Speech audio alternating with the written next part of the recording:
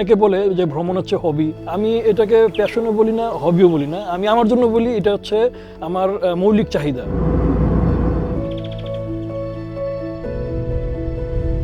Dessert বা dry landscape যেটা আছে ওইখানে গেলে আমার কাছে মনে হয় যে আমি অন্য কোনো একটা গ্রহে চলে গেলাম।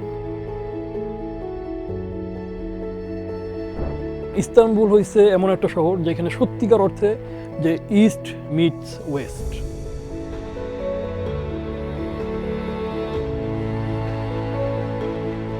মরিতানিয়ার ওই জায়গাটাতে বিশাল বড় বড় কয়লার খনি আছে। তো এই ট্রেন লাইনটা বানানো হয়েছে শুধুমাত্র এই কয়লাটাকে এই খনি থেকে বন্দরে নিয়ে যাওয়ার জন্য।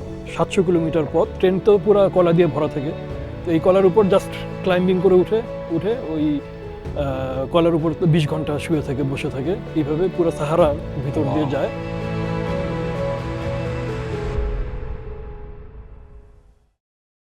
বন্ধুরা, আশা করি আপনারা ভালো আছেন। আপনাদেরকে স্বাগতম ট্রাভেল স্ট্রিম আড্ডাতে। আজকে আমরা এমন একজন মানুষের সাথে আপনাদের পরিচয় করে দিব যে তরুণ ট্রাভেলারটি ঘুরে বেড়াচ্ছে পৃথিবীর বিভিন্ন দেশে, বিভিন্ন শহরে, দেখছে কালচার, খাবার, ইতিহাস, সংস্কৃতি সব কিছু, এবং তুলে ধরছে সোশ্যাল মিডিয়াতে। যে মানুষটি বর্তমানে থাকে ইংল্যান্ডের লন্ডন শহরে এবং সেখানেই উনি থিত হয়েছেন। সে মানুষটি আর কেউ নয়, ইয়াসিন আরাফাত। ইয়াসের, আপনাকে স্বাগতম ট্রাভেল স্ট্রিম আড্ডাতে। ধন্যবাদ এখানে ইনভাইট করার জন্য, এবং যারা আমাদের এই প্রোগ্রাম দেখছে সবাইকে জানাচ্ছি সালাম ও শুভেচ্ছা। আসসালামু আলাইকুম। আপনি কেমন আছেন? আলহামদুলিল্লাহ, খুব ভালো, আশা করি আপনিও ভালো আছেন। আমি খুব ভালো আছি, আপনাকে অসংখ্য ধন্যবাদ। সর্বশেষ ভ্রমণ কোথায় করলেন? সর্বশেষ ভ্রমণ করেছি আমি স্লোভাকিয়াতে একটা হাইকিং এর জন্য গিয়েছিলাম। একটা রাইসি হাইক যেটাকে বলে, 2500 মিটার উঁচু একটা পাহাড় আছে। তো সেই পাহাড়টা হাইক করেছিলাম, যাওয়া আসা মিলিয়ে প্রায় 10 ঘন্টার মতো লাগছিল। আপনি তো হাইকিং করেন, বেশ রিমোট জায়গায় যাওয়ার আপনার সবসময় দেখি যে আপনার ছবির ভিতরে যেটা ফুটে ওঠে। আপনি কিছুদিন আগে তো আপনি ল্যাটিন আমেরিকাতেও গেছিলেন, পেরুতে গেছিলেন। জি, আমি ল্যাটিন আমেরিকাতে ট্যুর করেছিলাম, 25 দিনের ট্যুর ছিল। লন্ডন থেকে প্রথমে গিয়েছিলাম পেরু, তারপরে পেরু থেকে বাসে করে গিয়েছিলাম বলিভিয়া, তারপরে বলিভিয়া থেকে গিয়েছিলাম চিলিতে। তো চিলিতে একটা অসাধারণ হাইকিং করছিলাম। আপনি জানেন আমি হাইকিং বিষয়টা খুবই লাভ করি। তো চিলিতে যে হাইকিংটা করছিলাম সেটা হচ্ছে পাতাগোনিয়াতে। আপনি কিছুদিন আগে গিয়েছিলেন, পাতাগোনিয়া অ্যাবসলিউটলি অ্যামেজিং প্লেস। নেচারের কথা যদি বলি, আই থিঙ্ক কিছু কিছু নেচার আছে না যেখানে যাওয়ার পরে আপনি ফিল করেন যে সামথিং মাইন্ড ব্লোয়িং, যে বিষয়টা এইটা আসলে ফিল করা যায় পাতাগোনিয়াতে গেলে। তো সেখানে আমি একটা হাইকিং করছিলাম তোররেস দেল পাইনে, ওই ন্যাশনাল পার্কের ভিতরে। তোররেস দেল পাইনে, হ্যাঁ আমিও গেছিলাম। হ্যাঁ, আমরা 24 কিলোমিটার হাইক ছিল একটা। তো আমরা সকাল হোটেল থেকে বের হয়েছিলাম সকাল 5টার সময়, হোটেলে ব্যাক করছিলাম রাতের দিকে। আচ্ছা, মানে ফুল ডে একটা হাইকিং তোররেস দেল পাইনেতে। জি। আপনি হাইকিং যেটা করছিলেন আর কি, ওটা ওইখানে যে ডিসিশন নিয়েছিলেন নাকি মানে দেখার পরে ডিসিশন নিয়েছিলেন না আগে থেকে? না, আমার আগে থেকে প্ল্যান ছিল। যে আমি ফ্লাই করার আগে আমার ওইভাবে প্ল্যান করা ছিল যে হাইকিংটা করব, কারণ আমি তো হাইকিং প্রচন্ড লাভ করি। আমার ফার্স্ট হাইকিং ছিল আইসল্যান্ডে। আইসল্যান্ডে একটা হাইকিং করছিলাম। আইসল্যান্ডে যে ব্লু লাগুন আমরা সবাই চিনি, যেটা, বাট আমি ব্লু লাগুনে কিন্তু যাই নাই। ব্লু লাগুনের মতো সিমিলার একটা প্লেস আছে বা আর একটা জায়গা, পাহাড়ের উপরে একটা নদী আছে। তো পাহাড়টা হচ্ছে একটা ভলকানিক পাহাড়, তো নিচে অনেক ভলকানিক অ্যাক্টিভিটি আছে, যার কারণে নদীর পানিটা বাইরে যতই ঠান্ডা থাকুক না কেন, নদীর পানিটা অলওয়েজ বিটুইন 30 to 35 ডিগ্রিজ থাকে। তো ওইখানে বেশ উঁচু একটা পাহাড়, ওইখানে হাইকিং করে যেতে প্রায় 2.5 থেকে 3 ঘন্টা লাগে। তো ওইটা ছিল আমার লাইফের, মানে বলা যায় যে মেমোরেবল যে হাইকিংগুলো আছে তার মধ্যে ফার্স্ট হাইকিং ছিল ওইটা। তো এরপর থেকে আমি এই হাইকিংয়ের বিষয়ে খুবই ইন্টারেস্টেড এবং মানে লাভ করি বিষয়টা। যেখানে যাই, যদি সেখানে হাইকিংয়ের কোনো ট্রেক থাকে, তো আমি চেষ্টা করি সেই এগুলো করার। আসলে চিলে এবং আর্জেন্টিনা যে প্যাতাগোনিয়া অঞ্চলটা এত চমৎকার, আন্দিজের যে পাহাড়গুলো রয়েছে আর কি। আমার আমি যদিও খুব একটা ক্লাইম্বিং করতে কিংবা হাইকিং করতে পছন্দ করি না, মানে পারি না, মানে আমি ইউজ টু না, কিন্তু আমার কিন্তু মনে হয় মন ছুটে যায়। যেমন এবার আমি এল চালতেন নামে একটা শহরে গেলাম, অসাধারণ। আচ্ছা, আপনি ভ্রমণ শুরু করলেন কবে থেকে? শুরুর গল্পটা শুনি আমরা। ভ্রমণের শুরু, আমার ফার্স্ট ট্রাভেল যদি ওইভাবে বলি তাহলে সেটা ছিল 2013-তে। আমি ইতালির একটা শহরে ছিলাম ভিচেন্সা, তো সেখান থেকে আচ্ছা। আমি প্যারিস গিয়েছিলাম ড্রাইভিং করে। আচ্ছা, তো ভিচেন্সা থেকে প্যারিস এটা কিন্তু কত সালের গল্প এটা? 2013। ও আচ্ছা আচ্ছা আচ্ছা। তো 1000 কিলোমিটার ডিস্টেন্স। এই পুরো রাস্তাটা আমি আমার ওয়াইফ ছিল সাথে, বাট ড্রাইভিং লাইসেন্স ছিল আমার একার। তো পুরো রাস্তাটা আমি একাই ড্রাইভিং করে গিয়েছি। 1000 কিলোমিটার? হ্যাঁ, 1000 কিলোমিটার যাইতে। তারপর প্যারিস ছিলাম 4 দিন বা 5 দিন, তারপর আসার সময় আবার 1000 কিলোমিটার ড্রাইভিং। আচ্ছা, তো এটা ফার্স্ট মানে প্রপার ট্রাভেল যেটাকে বলে, একা একা। এর আগে যেগুলো করছি এগুলো আব্বা আম্মার সাথে ছিল, আব্বা আম্মার সঙ্গে ছিলাম। ওইটাতে আমি মানে প্রপার যে ট্যুর বা ট্রাভেল ওই হিসেবে কনসিডার করি না। তো ফার্স্ট যেই ট্রাভেল ছিল, ট্যুর ছিল একা, ওই প্যারিসের ট্যুরটা। তো এরপর থেকে মানে একটা নেশার মতো বিষয়টা শুরু প্রথমে হলো। ট্রিগার করলো আর কি এই হ্যাঁ। 1000 কিলোমিটার। আসলে গাড়ির ড্রাইভিং গুলো অনেক কিছু দেখা যায়, জি, জি, জি, মানে জি। যখন আপনি যাবেন থামা যায়। আর তবে যদিও উপভোগ ট্রাভেলের করা প্রতি যায়। আমার আগ্রহটা আরো আগে থেকে। আমি যেমন আমার লাইফের, আমি যদি আমার শৈশবের কথা বলি, চাইল্ডহুডের কথা বলি, আমার শৈশবটা কেটেছে ফুটবল আর ট্রাভেলের মধ্যে। আচ্ছা, তো বিষয়টা হয়তো আপনার কাছে প্রশ্ন আসতে পারে যে ফুটবল এবং ট্রাভেলের কি সম্পর্ক। তো বেসিক্যালি আমি ছোটবেলায় একটা ফুটবল ক্লাবে খেলতাম। আচ্ছা। আমাদের লোকাল একটা ক্লাব ভিচেন্সা শহরে। কোথায় সেটা? এটা ভিচেন্সা শহরে, ক্লাবের আচ্ছা। নাম হচ্ছে আলতে চেক্কাতো, যেখানে আমি থাকতাম আর কি। তো আমাদের সপ্তাহে 3 দিন ট্রেনিং থাকতো, আর প্রতি রবিবার সকাল 9টার সময় ফুটবল ম্যাচ থাকতো, লিগের ম্যাচ। আচ্ছা, তো প্রপার লিগ ছিল আর কি, অ্যামাচুর লিগ।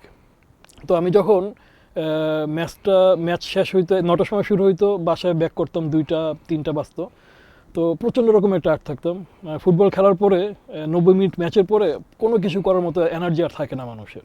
তো বাসা যখন আসতাম তখন সোফার মধ্যে শুয়ে পড়তাম। বিকাল 4টার সময় প্রতি রবিবার একটা প্রোগ্রাম হইতো ইটালিয়ান টিভি চ্যানেল রাইত্রেতে। তো ওই প্রোগ্রামটা ছিল ট্রাভেল রিলেটেড, আলে ফালদে দেল কিলিমানজারো ইটালিয়ান প্রোগ্রামের নাম। কিলিমানজারো পাহাড়ের যেই ঐতিহাসিক পাহাড় আছে তানজানিয়াতে, জি, ওই পাহাড়ের নামে নামকরণ করা হয়েছে। তো ওইটা ছিল, এখন তো আমরা ইউটিউব আছে, ইউটিউবে বিভিন্ন ধরনের ট্রাভেল ব্লগ আমরা দেখতে পারি, বাট ওই সময় ইউটিউব ছিল না। টেলিভিশনে তখন? জি, টেলিভিশনে। তো মানুষ যারা এই যখন ট্রাভেলে যাইতো, যে ভিডিওগুলো করতো, এই ভিডিওগুলো তারা ওই চ্যানেলে প্রচার করতো আর কি। তো ওই প্রোগ্রামগুলো, আমি যে প্রচণ্ড টায়ার্ড ছিলাম, কোনো কিছু করার মতো এনার্জি পাইতাম না, এই সোফাতে বসে বসে এই ট্রাভেলের প্রোগ্রামটা আমি দেখতাম প্রত্যেক রবিবার। এটা ছিল আমার মানে বলতে পারেন 8-10 বছর রেগুলার রুটিন। প্রতি রবিবার এই প্রোগ্রামটা আমি দেখতাম। তো এই প্রোগ্রামটা দেখতে দেখতে বিভিন্ন সুন্দর সুন্দর অঞ্চল দেখতাম। তখন আমার একটা স্বপ্ন জাগছিল যে আমি যখন ইনকাম করব, যখন নিজের পায়ে দাঁড়াবো, তখন তো বাপের হোটেল ছিলাম। যে তখন আমি, মানে এখন নাই না, এখন তো নিজের পায়ে। আচ্ছা, তো তখন একটা ছিল যে আমার টার্গেট ছিল যে আমি একটা সময় যখন ওই অ্যাবিলিটি হবে, এইভাবে বিশ্ব ভ্রমণ করব। আচ্ছা, তো সেই স্বপ্নটা সবসময় ছিল, অ্যাবিলিটিটা পরে হয়েছে। মানে ফুটবল থেকে ট্রাভেল শো দেখা, ট্রাভেল শো থেকে ট্রাভেলের প্রতি ভালো লাগা, তারপরে বউ নিয়ে বেরিয়ে পড়া ফার্স্ট ট্যুর। আর এখন এটা তো একটা, আমি এটাকে আসলে অনেকে বলে যে ভ্রমণ হচ্ছে হবি, বা আমার কাছে আমি, বা প্যাশন, অনেকে বলে প্যাশন। আমি এটাকে প্যাশনও বলি না, হবিও বলি না। আমি আমার জন্য বলি এটা হচ্ছে আমার মৌলিক চাহিদা, মানুষের বেঁচে থাকার জন্য, শরীরের একটা, মনের একটা, জীবনের একটা অংশ। জি, এটা যে মানুষের বেঁচে থাকার জন্য যেরকম খাদ্য, মৌলিক যে বিষয়গুলো আছে এগুলো দরকার, আমার কাছে ট্রাভেলটা এখন ওইরকম পর্যায়ে চলে গেছে যেটা একটা মৌলিক বিষয় হিসেবে কনসিডার করি।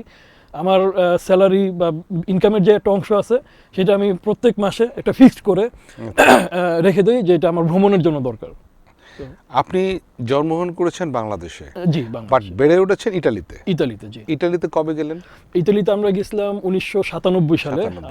আমার আব্বা আগে থেকেই ছিল, 89-এ আব্বা গিয়েছিল ইতালিতে। তারপর আমরা 97-এ ফ্যামিলির সাথে যাই, তারপরে সেখানে ছিলাম 2015 পর্যন্ত। তারপর ওখান থেকে ইতালি সম্বন্ধে আমার যেটা মনে হয় যে পৃথিবীর সবচেয়ে সমৃদ্ধশালী একটি দেশ, যেখানে স্টোরি আছে, ওয়েদার আছে, কালচার, ফুড, সবকিছু মিলিয়ে। আপনি ইতালি সম্বন্ধে কিছু বলেন আমাদের। কোন শহরটা আপনার ভালো লেগেছে, কোন শহরে বারবার গিয়েছেন, ওখানকার কালচার সম্বন্ধে আমাদের। আমার ইতালিয়ান শহরগুলোর মধ্যে সবথেকে পছন্দের শহর হচ্ছে ফ্লোরেন্স, যেটা ইংলিশে ফ্লোরেন্স বলে, ইতালিতে আমরা ফিরেন্সে বলি। যে রেনেসান্সের যে ক্যাপিটাল, এটা যে ফিরেন্সের যে আর্কিটেকচার আছে, এটা অসাধারণ। ফ্লোরেন্স, যেটা ইতালিয়ান ভাষা আমরা ফিরেন্সে বলি, তো এটা আমার কাছে খুবই পছন্দের একটা শহর।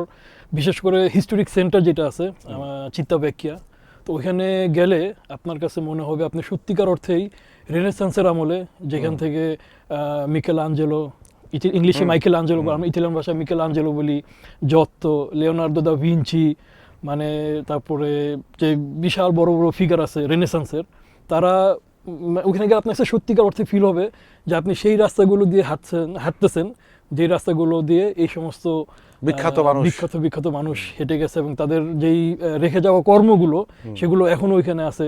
যেমন যেটা একদম ওল্ড সিটি, যেটা সেখানকার সামনে যে ডেভিডের যে মূর্তিটা, আই থিঙ্ক এটা বিশ্বের মধ্যে যত মূর্তি আছে তার মধ্যে সব থেকে ফেমাস 2-3টা মূর্তির মধ্যে একটা মিকেল আঞ্জেলোর যে ডেভিড। তো দাবিদের মূর্তি যখন দেখবেন তখন যে এই মূর্তিটা এত বছর এত জায়গায় আমি দেখছি, বাট এটা সচক্ষে দেখতেছেন, এটা সামথিং রিয়েলি অ্যামেজিং। পিসাতে গিয়েছিলাম, জি, আমি ফিরেন্স থেকে, তো পিসা সেম রিজনে পড়ছে, এটা হচ্ছে তোস্কানা বলি বা ইংলিশে টুস্কানি বলে। তো টুস্কানি রিজনের আর একটা সিটি হচ্ছে পিসা, লিনিং টাওয়ার যেটা আছে। যদিও পিসাটা সত্য বলতে আমার কাছে একটু ওভাররেটেড মনে হয়েছে, যদিও ইতালি যারা যায় অনেকেই পিসা লিনিং টাওয়ার দেখার জন্য যায়, বাট আমি বলবো যে পিসা থেকে আরো সুন্দর সুন্দর অনেক শহর ইতালিতে না, ওই তুস্কানিতেই আছে। ফিরেন্সের কথা তো বললাম, আর একটা শহর যে শহরের নাম বাহির থেকে যারা যায় তারা হয়তো খুব একটা জানে না, বাট স্থানীয়দের কাছে খুব পপুলার, সেটা হচ্ছে সিয়েনা। অ্যাবসলিউটলি অ্যামেজিং একটা প্লেস। আমি বলবো যে যদি আপনারা টুস্কানি যান, সিয়েনা এবং পিসার মধ্যে মানে 100 টাইমস সিয়েনা। আচ্ছা, ভেনেসিয়া, এটা তো অতুলনীয়। ভেনিসের যেই ছোট ছোট কানাল দিয়ে যে রোডগুলো গেছে, এটা। আর ভ্যাটিকান সিটি, রোম।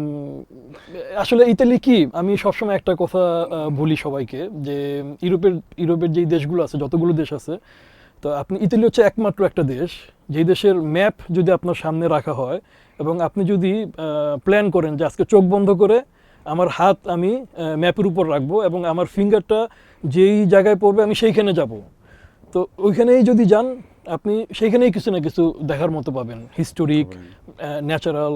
কারণ ইতালির যদি মানচিত্র দেখেন, ইতালির একদিকে হচ্ছে আল্পস, যে ডোলোমাইটস যেটা আছে, ডোলোমাইট, মানুষ তো সবসময় পাহাড়ের কথা যখন চিন্তা করে সুইজারল্যান্ডের কথা চিন্তা করে, বাট সুইজারল্যান্ডের মতো ওই সেম বিউটি কিন্তু আপনি ডোলোমাইটসে পাবেন, বা কিছু কিছু ক্ষেত্রে ইভেন সুইজারল্যান্ড থেকেও কিন্তু বেটার এবং অনেক সুন্দর। সেচেদার যেই ক্লিপগুলো আছে, এটা তো মানে অসাধারণ। তো ডোলোমাইটস, এটা ইউনেস্কো ওয়ার্ল্ড হেরিটেজের একটা ন্যাচারাল সাইট কিন্তু। তারপরে যদি বিচের কথা বলেন, সার্দিনিয়া দ্বীপ যেটা আছে, সেখানে কিছু কিছু বিচ আছে দেখলে আপনার কাছে মনে হয় যে মালদ্বীপে চলে গেছেন। তারপরে হিস্টোরির কথা তো আর নাই বলি, আপনার রেনেসান্সের ক্যাপিটাল ফ্লোরেন্স, রোমান সাম্রাজ্যের ক্যাপিটাল ছিল রোম, তারপরে সিসিলি, পালেরমো হচ্ছে একটা সময় ইসলামিক খেলাফতেরও অংশ ছিল সিসিলি অঞ্চলটা। এক একটা শহরের এক একটা কালচার। এবং আর একটা বিষয় হচ্ছে যে ইতালির অন্যান্য, মানে ইউরোপের অন্যান্য দেশের তুলনায় ইতালির ভিতরে কিন্তু ডাইভার্সিটি অনেক বেশি। নর্থ এবং সাউথ আপনার কাছে গেলে মনে হবে টোটালি দুইটা ডিফারেন্ট দেশ। তারপরে খাবারের ক্ষেত্রেও এক একটা অঞ্চলের এক এক রকম খাবার, ভাষারও অনেক পার্থক্য। আমরা ভাষার কথা যখন আসলো, ইটালিয়ান ভাষা তো আপনি নিশ্চয়ই ফ্লুয়েন্সি পারেন, লম্বা সময় ধরে ছিলেন। আমাদের ইটালির ভাষায় কোনো একটু যদি কিছু বলতেন। ইটালিয়ান ভাষায় যদি আমাকে কিছু বলতে বলছেন, আমি ইটালির সম্বন্ধে যেটা বলেন, আমি যেই ফুটবল ক্লাব সাপোর্ট করি, ইন্টার মিলান, যারা ফুটবল ফলো করে অবশ্যই এই ক্লাবটাকে চিনে থাকবে। তো এই ক্লাবের একটা যে চ্যান্ট আছে স্টেডিয়ামে গেলে যেটা গায়, আমি স্টেডিয়ামে গেলেও এই চ্যান্টটা সবসময় গাই। বা অনেক সময় আমাদের লন্ডনে কিন্তু ইন্টার ফ্যান ক্লাব আছে, তো বিগ ম্যাচ থাকলে আমি ওখানে যাই খেলা দেখতে। ওখানে গিয়ে আমরা সবাই যখন একসঙ্গে চ্যাটটা গাই, যে এ পেলা জেনতে কে মা সলতানতোতে, এই গানটা মানে অসাধারণ লাগে। না, আসলে ইটালিয়ান ল্যাঙ্গুয়েজ অনেক সুইট, অনেক দেশে ইটালিয়ান ল্যাঙ্গুয়েজ শেখারও চেষ্টা করে। আপনার ইটালির গল্প তো অনেক শুনলাম। আমরা আপনার সাথে যে প্রথম যে গল্পটা শুরু করেছিলাম, যে ল্যাটিন আমেরিকা, ল্যাটিন আমেরিকার আপনি কোন কোন দেশে গেছেন? ল্যাটিন আমেরিকা যে পেরুতে গিয়েছিলাম ফার্স্ট। পেরু থেকে মাচু পিচুর আপনার একটা বিখ্যাত ছবি আমি দেখেছি। আপনি তো দুর্দান্ত ফটোগ্রাফি করেন পৃথিবীর যেখানে যেখানে যান। আর আপনার আরেকটা গুণ আমার কাছে যেটা মনে হয়েছে, আপনার মরুভূমি প্রিয় মনে হয়। প্রচন্ড রকমের প্রিয়। আচ্ছা, মরুভূমি নিয়ে আমরা একটু গল্প করি তাহলে। তো মরুভূমি কোন কোন জায়গায় গেছেন, কোন কোন মরুভূমি দেখেছেন? আমার মরুভূমি ফার্স্ট যখন মরুভূমি দেখি সেটা ছিল মরক্কোর মেরজুগার যে সাহারা অঞ্চল আছে, সেইটা। তো ওই মরুভূমি দেখার পরে আমি মরুভূমির মানে লিটারালি প্রেমে পড়ে যাই। বিকজ দুইটা কারণে, একটা হচ্ছে পৃথিবীতে অনেক ধরনের নেচার আছে, মাউন্টেন্স, তারপর ওয়াটারফলস, সমুদ্র, বিভিন্ন ধরনের নেচার আছে, বাট আমার কাছে মনে হয় যেটা ডেজার্ট বা ড্রাই ল্যান্ডস্কেপ যেটা আছে ওইখানে গেলে আমার কাছে মনে হয় যে আমি অন্য কোনো একটা গ্রহে চলে গেলাম, একটা মঙ্গল গ্রহে বা ভিন্ন কোনো গ্রহে চলে গেলাম, প্রাণহীন। হ্যাঁ এক্স্যাক্টলি, যে রকি মাউন্টেন গুলো যে থাকে, তারপরে বালুর বিশাল বড় বড় যে ডিউন গুলো থাকে, এগুলোর সামনে আমার কাছে মনে হয় যে একটা অন্য একটা গ্রহে চলে গেলাম, এটা একটা বিষয়। আর আরেকটা বিষয় হচ্ছে আমি ইতালিতে যখন ছিলাম তখন এই আমার আব্বা বাংলা ভাষার উপরে খুব আমাদেরকে মানে গুরুত্ব দিত। বাসার ভিতরে বা এখন আমার যে ছোট বোন আছে তার কিন্তু জন্ম ইতালিতে, বাট তার সাথে যদি বাংলা কথা বলেন আপনি কখনো বুঝতে পারবেন না। আপনি জানেন ফিনল্যান্ডে ছিলেন যে যা বাইরে যাদের জন্ম হয় অনেক সময় বাংলা ভাষা ঠিক মতো বলতেই পারে না, এরকম হয়। বাট আমাদের বাসায় আব্বা সব সময় কখনো বাংলা, মানে আমার যে মেয়ে আছে মেয়ের সামনে কখনো ইংলিশে কথা বলতে দেয় না, আমরা সবসময় বাংলাতে কথা বলি যাতে করে বাংলাটা শিখে। তো বাংলাটা শেখার জন্য আমি কিছু বই টই পড়তাম। তো একটা বই ছিল যে নসিম হিজাজি একজন লেখক আছে, তো তিনি তার কিছু উপন্যাস আছে, সেই উপন্যাসগুলো বেশিরভাগ ক্ষেত্রে আরব যে মরুভূমি আছে সেই মরুভূমিতে মানে অ্যাম্বিয়েন্সটা ছিল আর কি। তো সেই থেকে মরুভূমির প্রতি এক রকমের ভালোবাসা কাজ করতো। তারপর সচক্ষে যখন সাহারা মির্জুকা দেখলাম আমি তো পুরা পাগল হয়ে গেছি যে এত সুন্দর হইতে পারে প্রকৃতি। এরপর থেকে আমি যে কোনো মিডল ইস্টের দেশ বলেন বা সাউথ আমেরিকাতেও অনেক সময় অনেকে আতাকামাতে গিয়েছেন। আতাকামাতে গিয়েছি, জি আতাকামাতে গেছি, মানে মাইন্ড ব্লোয়িং একটা প্লেস। আতাকামা সব থেকে যে বিষয়টা ভালো লাগছে সেটা হচ্ছে এটা তো ওয়ার্ল্ডের মধ্যে ড্রাইয়েস্ট প্লেস, যেখানে কিছু কিছু জায়গা আছে আতাকামার যেখানে 100 বছর আগে লাস্ট বৃষ্টি পড়ছিল। তো এতটা ড্রাই প্লেসটা, আকাশের দিকে যদি তাকান দেখবেন যে পুরোটা ব্লু, কোনো ক্লাউড নাই, কারণ এটা হচ্ছে সমুদ্রপৃষ্ঠ থেকে 4000-5000 মিটার উপরে। তো এটার জিওগ্রাফিক্যাল পজিশনের কারণে একদিকে আন্দেজ পাহাড়, একদিকে সমুদ্র, যার কারণে মেঘগুলো এত উপর পর্যন্ত উঠতে পারে না, যার কারণে সেখানে বৃষ্টিও হয় না, আকাশটা সবসময় ক্লিয়ার থাকে। এবং সমুদ্রপৃষ্ঠ থেকে এত উপরে হওয়ার কারণে সেখান থেকে স্কাইতে তারাটা খুব সুন্দর দেখা যায়। তো এটা খুব ফেমাস, যারা তারা দেখতে চায় খালি চোখে ওই জায়গাগুলো খুব ফেমাস, ওইখানে মানুষ যায় তারা দেখার জন্য। আপনি একদম খালি চোখে মিল্কি ওয়ে দেখতে পারবেন, যেটা মানে এসব বিষয় আসলে মুখে বর্ণনা করে বোঝানো সম্ভব না, ওখানে যে ফিল করতে হয় আসলে, যে খালি চোখে মরুভূমির মাঝখানে আমরা দেখতে পাচ্ছি মিল্কি ওয়ে। পেরু নিয়ে একটু আমি তখন বলছিলাম, একটু পেরু নিয়ে আমরা একটু কথা বলি। আপনি তো লাস্ট কিছুদিন আগে তো ল্যাটিন আমেরিকা যখন গেছেন তখন বললেন পেরুতে আমি শুরু করেছিলাম আমার ট্যুরটা, ল্যাটিন ট্যুর। মাচু পিচুতে যাওয়া হয়েছিল? হ্যাঁ, মাচু পিচুতে গিয়েছিলাম এখন। এবং এটা আমাকে যদি জিজ্ঞাসা করেন আমি যতগুলো জায়গা আমার লাইফে ভিজিট করছি, যে সিঙ্গেল সাইট সব থেকে আশ্চর্যজনক যেই জায়গাটা আমার কাছে মনে হচ্ছে মাচু পিচু। আশ্চর্যজনক শহর, আশ্চর্যজনক শহর বা জায়গা যদি বলেন, মানে একটা সিঙ্গেল জায়গা। সেখানে যাওয়ার পরে আমার ফার্স্ট যে ইনকা যে সভ্যতা ছিল, তো ইনকা সভ্যতার মানুষ কিন্তু মানে যে আমেরিকা স্প্যানিশরা যখন যায় তখন স্প্যানিশটা যতটা ইউরোপের যে সভ্যতাটা যতটা অগ্রগামী ছিল সেই তুলনায় কিন্তু ইনকারা অনেক পিছিয়ে ছিল ওই দিক, মানে টেকনোলজির দিক থেকে। যেমন ইনকাদের কাছে কিন্তু চাকার ইউজ তারা জানতো না। ইউরোপিয়ানরা যখন মানে এত উন্নত করছিল যে ইনকারা কিন্তু তখনও চাকার ব্যবহার জানতো না। তারপরে ওদের কাছে এই যে বড় বড় যে পাথর কাটার যে যন্ত্রগুলো, এই যন্ত্রগুলো সফিস্টিকেটেড কোনো যন্ত্র ছিল না। মানে আপনি যখন মাচু পিচুতে গেলেন, হ্যাঁ, যাওয়ার পরে আপনি যে পাহাড়ে যে উঠলেন, হ্যাঁ, তখন আমার কাছে একটা জিনিসই শুধু মনে হয়েছে যে যেই লোকগুলো চাকার ব্যবহার জানতো না, যেই লোকগুলো এত বড় বড় ভারী পাথর কাটার মতো ওইরকম ছুরি যাদের কাছে ছিল না, তারা কিভাবে এত উঁচু একটা পাহাড়ের উপরে এই পাথরগুলো নিয়ে শহর নির্মাণ করলো, সেখানে 1000 লোক বসবাস করতো পার্মানেন্ট। এই বিষয়টা আমি যখন চিন্তা করতাম যে আমার কাছে আশ্চর্য লাগতো। এটা আসলে আমার কাছে আশ্চর্য লাগে যে মায়ান সভ্যতা, এই যে ইনকা সভ্যতা, কিংবা আমরা ইজিপ্টে যখন ইজিপ্টেও সেম, জি, যে আমরা আসলে তাকে থেকে শুধু দেখতে মানে চিন্তা করি। কিংবা আপনি তো লন্ডনে থাকেন, স্টোনহেঞ্জ যেমন, মানে কিভাবে পাথরগুলো কিভাবে বসাইলো উপরে, এটা আশ্চর্য লাগে। এবং আপনি ইনকার কথা বলেন, ইনকা থেকে কিন্তু আমাদের আলু এসেছিল, ইনকারের প্রথম আলু। পেরুতে আমি যাওয়ার পরে জানছি যে সেখানে 5000 ডিফারেন্ট ভ্যারাইটিস আছে আলুর। সুন্দর। এবং আমি পার্সোনালি আমার লাইফে সব থেকে সুস্বাদু আলু আমি পেরুতে খেয়েছি। তাই? হ্যাঁ, মানে আমাদের বাংলাদেশের চাইতে সুস্বাদু আলু এখন বাংলাদেশে আমি যেই কয়টা আলু খেয়েছি তার মধ্যে আমার কাছে পেরুর আলুটা অন্যরকম লাগছে সবথেকে। পেরুর যে ন্যাশনাল ফুড আছে কি যেন নাম, সেভিসে, তো সেভিসের সঙ্গে যে আলুটা ইউজ করে এটা অন্যরকম মজা। অন্যরকম। হ্যাঁ, পৃথিবীর পথে আপনি ঘুরছেন, বিভিন্ন দেশে যাচ্ছেন, খাবার ভালো লেগেছে কোন জায়গার? খাবার ভালো লাগছে কোথার? খাবারের জন্য আমি তো কয়েকটা দেশ বলবো যে স্পেশাল। ইতালি, অবভিয়াসলি ইতালি ফুডের জন্য ওয়ার্ল্ডের মধ্যে ফেমাস। সেটা কোনটা হয়? পিৎজা? আমার শুধু পিৎজা, লাজানিয়া, পাস্তা, স্পাগেটি, তারপরে পাস্তার মধ্যে তো অনেক আইটেম আছে। আমাদের যেমন আমরা যেরকম ভাত মাংস বা ভাত মাছ, বা মাছের মধ্যে আবার কতগুলো মাছ আছে আমাদের, তাই না? এক একটা ভুনা মাছ, অনেক আইটেম আছে না? এরকম কিন্তু স্পাগেটি বা পাস্তার মধ্যে অনেক আইটেম আছে।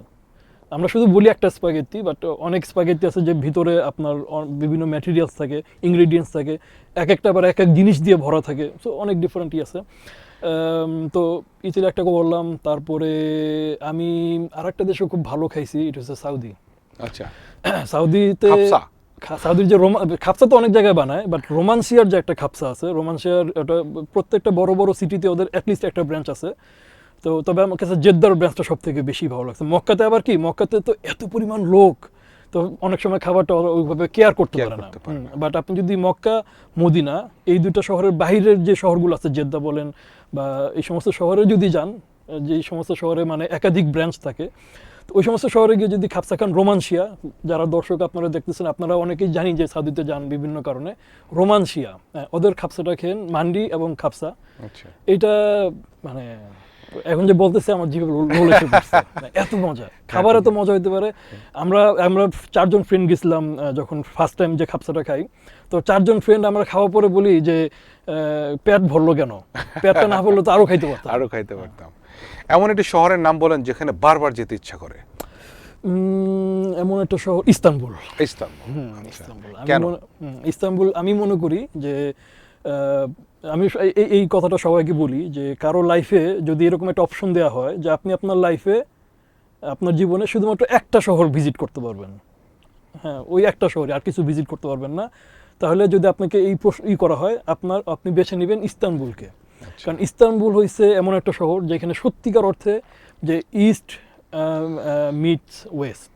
আমরা এই কথা অনেক শহরের ক্ষেত্রে বলি, অনেক দেশের ক্ষেত্রে বলি, বাট সত্যিকার অর্থে এই সেন্সেশনটা, এই যে কথাটা আছে, এই কথাটার বাস্তব প্রমাণ পাওয়া যায় ইস্তানবুলে গেলে। ইস্তানবুলে যখন বসফরাসের ক্রুজটা আপনি করবেন, দেখতে পারবেন যে বসফরাসের প্রান্তে যে আর্কিটেকচারগুলো আছে, এই মনে হচ্ছে আপনার ইউরোপিয়ান আর্কিটেকচার, আবার আরেক দিকে তাকাচ্ছেন দেখতেছেন যে একদম অটোমান আর্কিটেকচার বা এশিয়ান আর্কিটেকচার, ইসলামিক আর্কিটেকচার, মানে বিভিন্ন আর্কিটেকচারের যে একটা ডাইভার্সিটি এবং মিশ্রণ, এটা সিম্পলি অ্যামেজিং। এটা ছাড়ো 500 বছরের রাজধানী ছিল ইস্তানবুল। ওদের খাবারের কথা একটু আমরা বলতেছিলাম, টার্কিশ ফুড, ওদের রাস্তাঘাট, মানুষগুলো সব হাসি খুশি, ওয়েলকামিং, ওদের হাগা সোফিয়া কিংবা তারপরে ওটা যে তপকাপি, তারপর হচ্ছে আরেকটা আছে আপনার গ্র্যান্ড বাজার। হ্যাঁ। তারপর আরেকটা মজার একটা ইন্টারেস্টিং কথা বলি, এটা তো অনেকে কিন্তু ইস্তানবুলে তো অনেক মানুষ যায়, বাট এই ইনফরমেশনটা আই থিঙ্ক মানে 1% মানুষ হয়তো বা জানে না। ইস্তানবুলের একটা মসজিদ আছে, সুলতান পাশা মসজিদ, যেই মসজিদের নাম কিন্তু অনেক কেউ শুনেও নয় হয়তো বা। এটা হচ্ছে আইয়া সোফিয়া থেকে একটু 10 মিনিট না একটু বেশি 20 মিনিট হাঁটতে হবে আর কি, গ্র্যান্ড বাজার পার হয়ে ওইদিকে। এখানে একটা মসজিদ আছে, যেই মসজিদের ভিতরে কাবা শরীফের যেই হাজর আসওয়াদ যেটা আছে, কালো পাথর, এই কালো পাথরের 4টা ছোট ছোট টুকরা আছে এই মসজিদের ভিতরে। হ্যাঁ, এটা একটা বিশাল বড় হিস্টোরি। আমি তো নিজেই জানতাম না। হ্যাঁ, অনেকেই জানে না এটা। আমি খুব শর্টে বলি যে এই পাথরটা একটা সময় বাহরাইনের যখন যে শিয়া শাসন যখন ছিল, তখন ওরা এই পাথরটাকে তুলে নিয়ে গেছিল কাবা থেকে। কাবা 20 বছর কিন্তু এই কালো পাথরটা কাবার ভিতরে ছিল না, এটা বাহরাইনে ছিল। তো পরবর্তীতে বিভিন্ন চুক্তি, যখন সুলতান সুলাইমান যখন ক্ষমতায় আসলো, অটোমান এম্পায়ার, তো সে মিশরে ওরাও ছিল ফাতিমিদ, তখন ফাতিমিদ সাম্রাজ্য, তো ফাতিমিদরা ছিল আবার শিয়া, তো ফাতিমিদদের সাথে বাহরাইনের ওই শিয়ার রাজ্যের কিছুটা সম্পর্ক ছিল। তো ফাতিমিদদের মাধ্যমে সুলতান সুলাইমান তাদের সাথে একটা চুক্তি করে, চুক্তির মাধ্যমে এই পাথরটাকে সে আবার ইস্তানবুলে নিয়ে আসে। তো নিয়ে আসার পরে আপনি তো জানেন যে অটোমান কোনো সুলতান কিন্তু কখনো হজ করে নাই, বিভিন্ন কারণে তারা হজে যাইতে পারতো না। হ্যাঁ, অটোমান কোনো সুলতান কোনো সময় মক্কাতে যায় নাই। তো তার ফার্স্ট টাইম তিনি যখন হাজর আসওয়াদ দেখলেন, তার ইচ্ছা হলো যে এই পাথরের কয়টা টুকরা সে রেখে দিবে। তো ছোট ছোট 4 পিস সে ইস্তাম্বুলে রেখে দিয়েছিল। কত বড় সাইজ? এতটুকু। আচ্ছা আচ্ছা। তো এই পাথর, এই 4টা টুকরা সুলতান পাশা মসজিদ, এই মসজিদে আছে। মসজিদের মিম্বারের উপর একটা, দরজার উপর একটা, আর দেয়ালে 2টা। আচ্ছা, বাহ। আমি এই মসজিদে গেছিলাম শুধুমাত্র 4টা পাথর দেখার জন্য। রিয়েলি? বাহ, চমৎকার ইনফরমেশন। এরপরে যদি যাই, কিংবা আমাদের বন্ধুরা যদি কেউ যায়, অবশ্যই এটা একটা দুর্দান্ত বিষয়, কারণ আমরা মক্কা শরীফে যেও কিন্তু এটা ওভাবে দেখতে পাই না। দেখা যায় না, কারণ হাজর আসওয়াদ আসলেই দেখা যায় না, বিকজ এটা একটা উপরে একটা কভার দিয়ে ঢাকা, বাট একদম পিওর যে অরিজিনাল যে পাথরটা, এটা কিন্তু দেখা যায় ওই ইস্তাম্বুলে। আচ্ছা, ভ্রমণ করতে করতে আপনার এই পৃথিবীর চলার পথে আপনার স্মরণীয় কিংবা উল্লেখযোগ্য কোনো ঘটনা যদি বলতেন। উল্লেখযোগ্য ঘটনা, হ্যাঁ, আমার সব থেকে আনকমন স্টোরি বা এটা যদি বলেন, তাহলে আমি বলবো মরিতানিয়াতে, যে পৃথিবীর সব থেকে বড় ট্রেন যাত্রা। মরিতানিয়াতে কোন জায়গায়? এটা হচ্ছে মরিতানিয়ার একদম ইস্ট কোস্টে পড়ছে, যেখানে ইস্ট সাইডে আর কি, ইস্ট সাইডে জোয়ারতে একটা শহর আছে, ওইখান থেকে একটা ট্রেন ছাড়ে। ওই জায়গাটাতে, মরিতানিয়ার ওই জায়গাটাতে বিশাল বড় বড় কয়লার খনি আছে। তো এই খনিগুলো ওরা এক্সপোর্ট করে ইউরোপের দিকে বা বিভিন্ন দিকে। তো ওরা 700 কিলোমিটার একটা পথ আছে, ট্রেন লাইন। এটা হচ্ছে জোয়ার্তে থেকে আর একটা শহর আছে ওয়াদিবু, যেটা হচ্ছে মরিতানিয়ার ক্যাপিটাল নওয়াকশতের পর 2nd বিগেস্ট সিটি। তো ওই শহরে একটা সমুদ্র বন্দর আছে। তো এই ট্রেন লাইনটা বানানো হয়েছে শুধুমাত্র এই কয়লাটাকে এই খনি থেকে বন্দরে নিয়ে যাওয়ার জন্য। 700 কিলোমিটার পথ, আপনার 20 ঘন্টা লাগে এই ট্রেনটা জার্নি করতে। এটা শুধু মালবাহী, এটা কোনো যাত্রীর জন্য বানানো হয় না, এবং যাত্রীদের বসার জন্য কোনো সিটও এখানে নাই। এটা জাস্ট যারা ইচ্ছুক, তো তারা যেটা করে, তারা যে জোয়ার্তে যায়, তো জোয়ার্তে যাওয়ার পরে যেখান থেকে ট্রেন তো পুরো কলা দিয়ে ভরা থাকে, তো এই কলার উপর জাস্ট ক্লাইম্বিং করে উঠে ওই কলার উপর 20 ঘন্টা শুয়ে থাকে, বসে থাকে, এইভাবে পুরো সাহারার ভিতর দিয়ে যায়।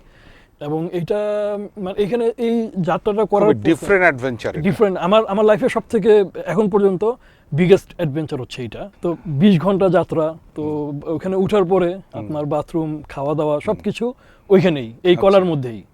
তো টোটালি একটা মানে কয়লার ট্রেনের ভিতরে 20 ঘন্টা। আমি তো মানে ভাবছি যে মানে হোয়াট এক্সপেরিয়েন্স। মানে সব থেকে 2টার সময় একটা মুহূর্ত সব থেকে ভালো লাগছে। একটা হইছে যখন সানসেট হয় সাহারার মধ্যে। জাস্ট চিন্তা করেন, ইমাজিন করেন, পুরা সাহারার মধ্যে বালু চতুর্দিকে, আপনি একটা ট্রেনের মধ্যে এইভাবে যাত্রাটা করতেছেন, কয়লা। আর এখানে আরেকটা বিষয়, এখানে যে 20 ঘন্টা যে থাকবে, 20 ঘন্টা আপনাকে কিন্তু একটা মাস্ক পরে থাকতে হবে, এবং চোখ মুখ সব ঢাকা থাকতে হবে, বিকজ যেহেতু কয়লা, বাতাস থাকে, ট্রেন চলতেছে, বাতাসের কারণে আপনি যদি মাস্কটা 1 সেকেন্ডের জন্য খুলেন, দেখবেন যে এই যে আপনি চোখ খুলে থাকতে পারবেন না, কারণ এই চতুর্দিকে যে ধুলা বালু, এই কয়লার যে ধুলা বালুগুলো আছে, এগুলো চোখের ভিতর ঢুকে। তো এই জন্য এই যে 20 ঘন্টার কথা বললাম, 20 ঘন্টা কিন্তু আপনাকে নাক বন্ধ করে একটা মাস্ক পরে থাকতে হবে। তো এরকম একটা সিচুয়েশনে সানসেটটা যখন দেখেন, তখন মানে এত শান্তি লাগে যে সানসেট এত সুন্দর হইতে পারে। আর আরেকটা মুহূর্ত যেটা সব থেকে পুরো জার্নির মধ্যে সব থেকে সেরা মুহূর্ত, সেটা হচ্ছে সানরাইজের মুহূর্তটা। এটার কয়টা কারণ আছে। একটা হচ্ছে সানরাইজের বিউটি ইটসেলফ, এটা তো অবশ্যই এটা সাহারার মধ্যে সানরাইজ হইতেছে, এটা তো এমনিতেই সুন্দর। বাট আরেকটা যেটা কারণ, সেটা হচ্ছে এই জার্নিটা আসলে খুব কষ্টকর একটা জার্নি। সব থেকে বেশি কষ্ট হয়েছে আমি বলবো শীতে।